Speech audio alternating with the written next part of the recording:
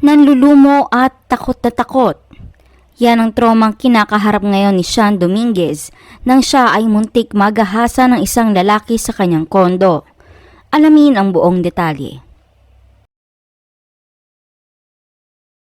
You are watching Showbiz Ganap Global. Sa isang post ng ama ng It's Showtime host Sean Dominguez na si Jong Florendo ay ipinaalam nito sa mga netizen ang nangyari sa kanyang anak. Humihingi ito ng panalangin para sa traumang naranasan ng anak matapos itong pagtangkaang pagsamantalahan ng isang lalaki na nagngangalang Shervy Torno. Ayon sa post ni Jong Florendo sa kanyang Facebook account, ay sinundan umano ng lalaki si Sean sa kondo nito at persahang pumasok sa unit kung saan tinangka nitong halikan at pagsamantalahan si Sean. Maigi na lamang daw at nakapanlaban si Sean. Ngunit mabilis na nakatakas raw ang lalaki. Agad din namang nahuli ang naturang lalaki matapos na makakuha ng video si Sean sa pagtakas nito at kasalukuyang nasa kustodiya ng pulisya. Ito ang kabuuan ng post ng kanyang ama.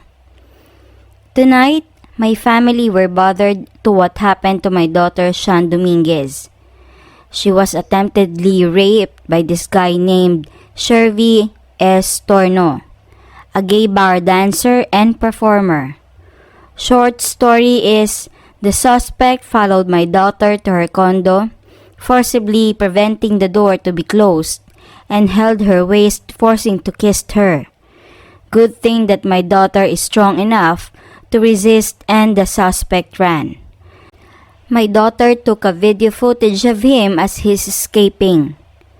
Shervy, aka Ronnie Gray, ran along EDSA, trying to escape but was captured by the OIC of the condominium.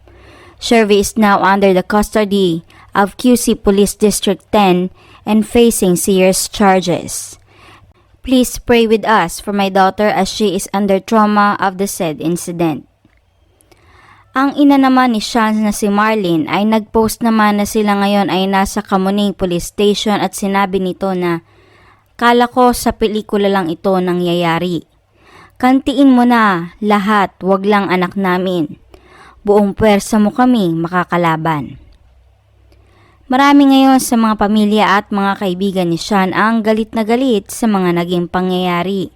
Sa ngayon ay hinihintay nila ang mga susunod na aksyon ng pamilya ni Sean dahil hindi nila mapapalagpas ang kabastusan ng lalaking ito at sisiguraduhin nila na rehas ang kababagsakan ng pagtatangkang panghahalay kay Sean. Si Sean Dominguez ay isa sa mga umuusbong na host sa It's Showtime matapos itong sumali sa isang segment ng nasabing noontime show. Noong nakaraang December 22, 2021, sinubukan ni Sean Dominguez ang kanyang kapalaran sa pagsali sa It's Showtime ang Sexy Babe. Sa kabutihang palad, nagtagumpay ito bilang daily winner at napansin agad ni Vice Ganda ang kanyang kagandahan na angat sa iba sa pagpasok niya sa weekly finals. Oh yes, you know it's you, babe. Number one, Sean Dominguez. Kakiliw-kiliw ng mga kababaihan ng sure nakabang-abang sa pinakabagong kinahuhumalingan ng bayan. Ito ang Showtime. Nagmula si Sean sa Taytay Rizal at dati nang sumasali sa iba't ibang pageant. Kaya naman hindi na bago para sa kanya ang pagsali nito sa Sexy Babe. Opisyal siyang inanunsyo ni Vice Ganda bilang co-host noong nag-celebrate ang show ng kanilang 13th anniversary. At magmula noon ay mas lalo siyang naging kapansin-pansin para sa madlang people. Very talented, beautiful, smart at sexy. Yan ang mga katangian na hinahangaan ngayon kay Sean.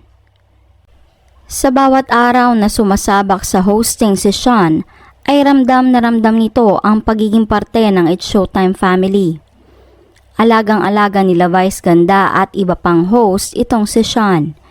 Tila isang bunso sa pamilya ang turing nila dito, kaya naman Tiyak na ang mga co-host ni Sean ay tutulong at hindi papayag na hindi mabubulok sa kulungan ang lalaking bumastos sa isa nilang kapamilya. Sa nakaraang birthday pa nga ni Sean ay pinakita ni Vice Ganda kung gaano siya dito ka-concern at binigyan pa niya ng napakagandang mensahe. Sa mensahe ni Vice ay sinabi nito na dapat ay patuloy niyang i-hone ang kanyang talent at skills lalo pa at nagsisimula ng umusbong ang kanyang magandang karera sa industriya ng showbiz. Ipinagmamalaki pa ni Vice na ang pagpasok niya sa showbiz ay hindi dahil sa mga backer at pagpapalakas sa kung sino man ang nasa loob na ng showbiz, kundi nagsimula talaga si Sean na pumasok gamit lamang ang kanyang talento. Dagdag pa ni Vice na hindi dapat siya makampante porke nakapasok na o porke sumisikat na siya at nakikilala na ang kanyang pangalan. Dapat pa rin daw nitong galingan sa bawat araw at ipakita sa madlang people na siya ay karapat-dapat suportahan at magtagal sa showbiz. Ayon pa kay Vice ay limitless dapat ang mindset niya na hindi dapat magsettle sa kung anong meron, bagkus ay mangarap pa na gumaling at pagbutihan ang trabaho.